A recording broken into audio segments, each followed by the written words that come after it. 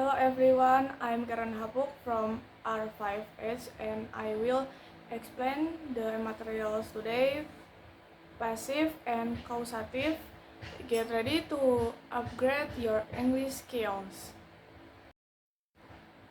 Topik to be explained atau topik yang akan dibahas hari ini adalah yang pertama, passive voice atau kalimat pasif.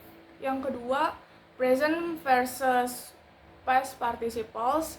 Yang ketiga adalah causative verbs atau kata kerja causative.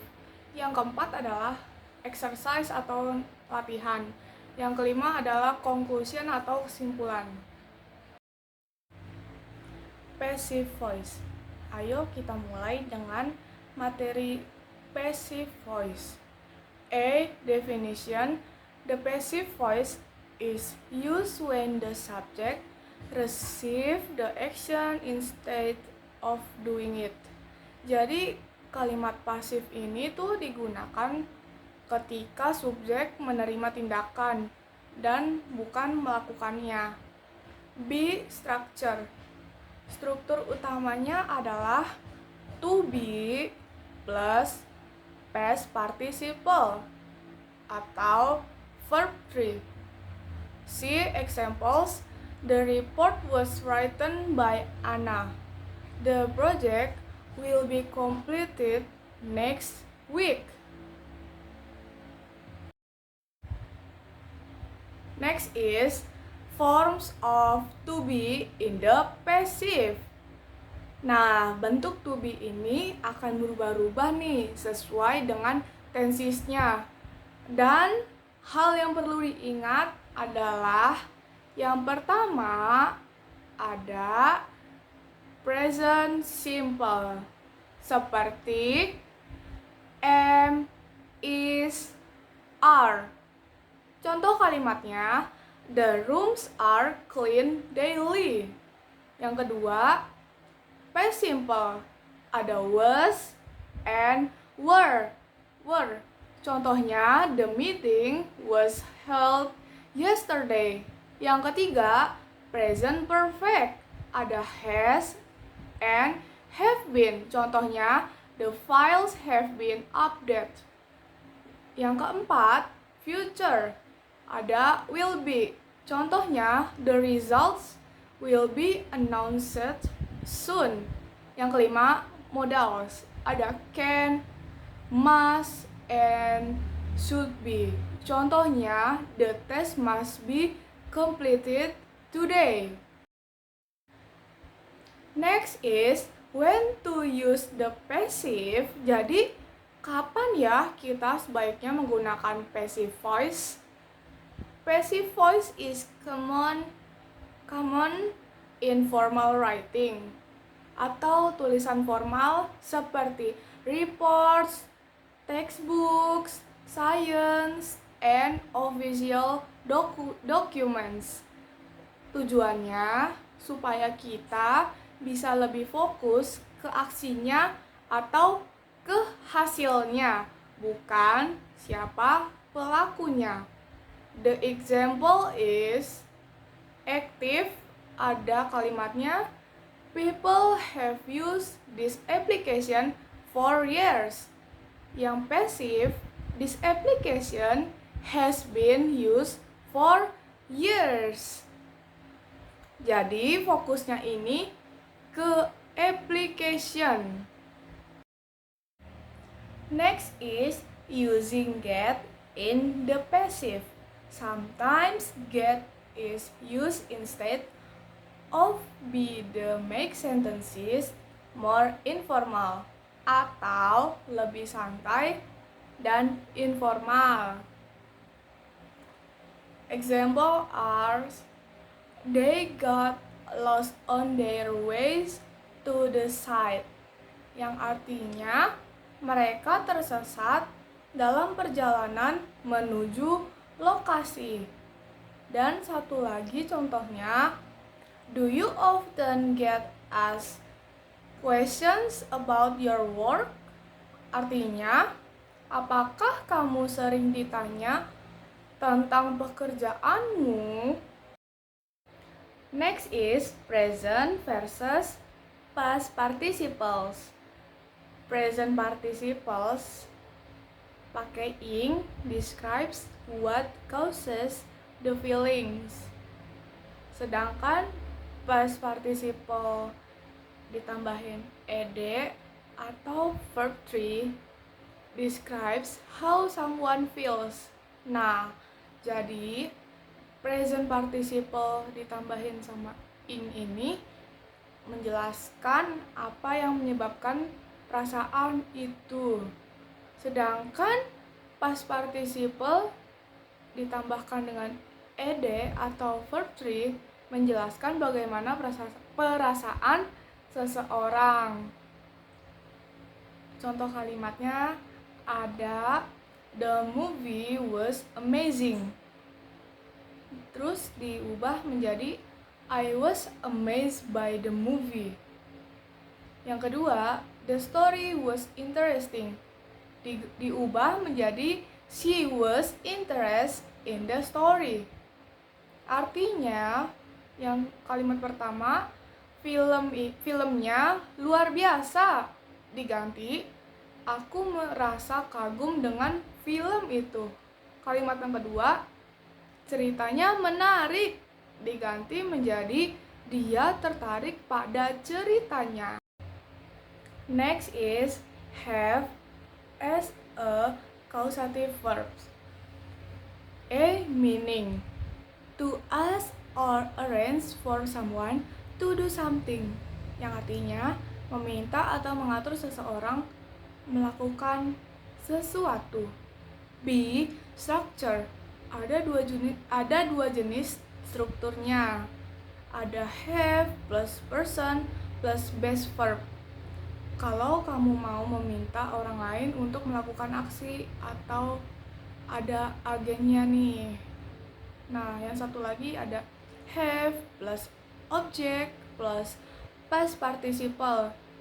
Nah, ini digunakan kalau kamu mau pengen sesuatu, objeknya diselesaikan tanpa perlu menyebut siapa yang mengerjakan.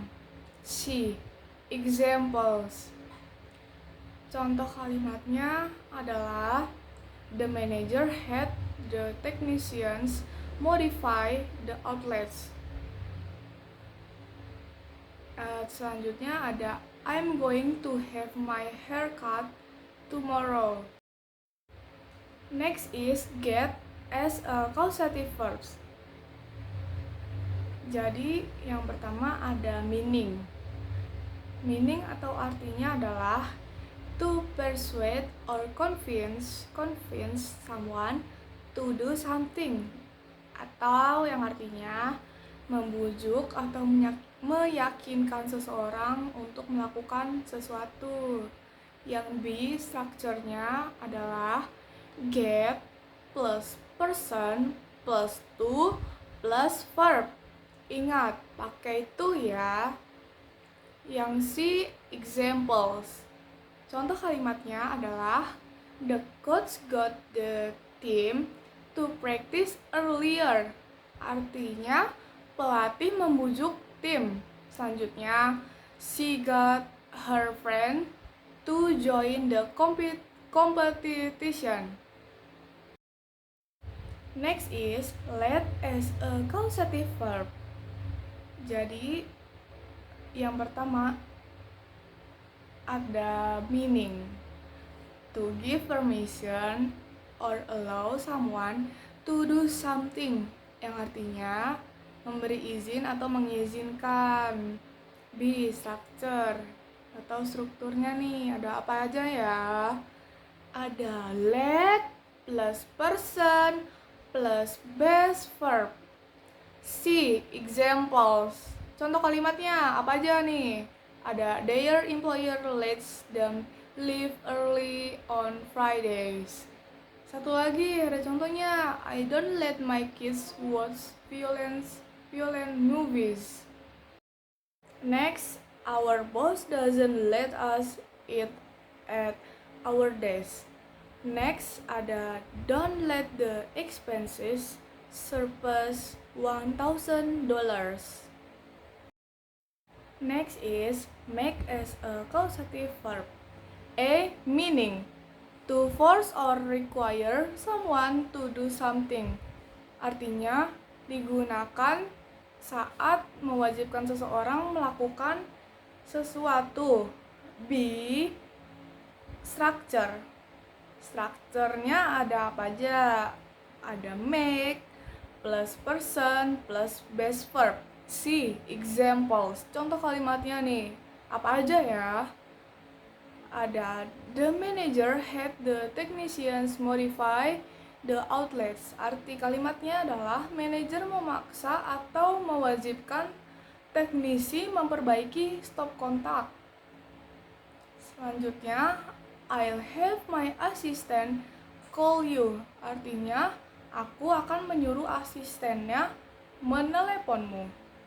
Selanjutnya, contohnya ada I'm going to have my hair cut tomorrow. Aku akan menyuruh seseorang memotong rambutku besok. Next is help as a causative verb. Ini adalah causative verb terakhir, yaitu help. A. Meaning to assist or aid someone in doing something, atau membantu atau menolong seseorang. B. Structure. Strukturnya ini fleksibel, bisa pakai base verb atau to plus verb. Ada help plus person plus base verb sama help plus person plus to plus verb. C. Examples. Contoh kalimatnya, my friends help me prepare for the presentation. Selanjutnya, the teacher helped the students solve the math problems. Selanjutnya, his advice helped me to make a better decision. Next is exercise. Ayo kita baca dulu soalnya terlebih dahulu. Number 1, teacher made Juan leave the room. Number 2, Toshiko had her car blank repaired by a mechanic. Number 3, Ellen got Mervyn blank type her paper. Number 4, I made Jen call her friend on the telephone. Number 5, we got our house blank paint last week. Number 6, Dr. Bryant is having the students blank write a composition. Number 7, the policeman made the suspects blank lie on the ground. Number 8, Mark got his transcripts blank sent to the university. Number 9, Maria is getting her hair blank cut tomorrow. Number 10, we will have to get the Dean blank sign this form. 11, the teacher let AI blank leave the classroom. Number 12, Maria got it blank was the pipettes. 13, she always has her car blank fixed by the same mechanic. Number 14, Jane got his book blank by a subsidy publisher. 15, we have to help Janet blank find her keys. Next is the answer. Jadi kita akan menjawab ya yang pertanyaan tadi. Number 1, the teacher made Juan leave the room. Number 2, Toshiko had her car repaired by a mechanic. Number 3, Ellen got Mervyn to type her paper. Number 4, I made Jane call her friend on the telephone. Number 5, we got our house painted last week. Number 6. Dr. Bright is having the students write a composition. Number 7. The policeman made the suspect lie on the ground. Number 8. Mark got his transcripts sent to the university. Number 9. Maria is getting her hair cut tomorrow. Number 10. We will have to get the dean to sign this form. Number 11. The teacher let AI leave the classroom. Number 12. Maria got Ed to wash the pipettes.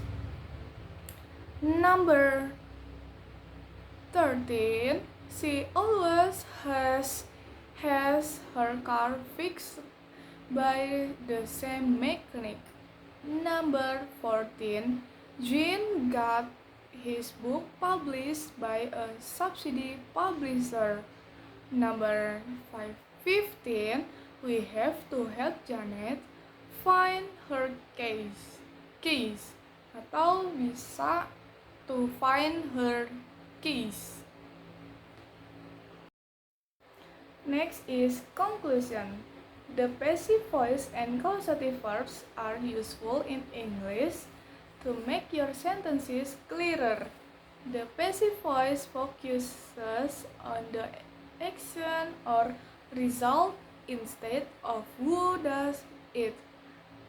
It makes your writing sound more formal and polite.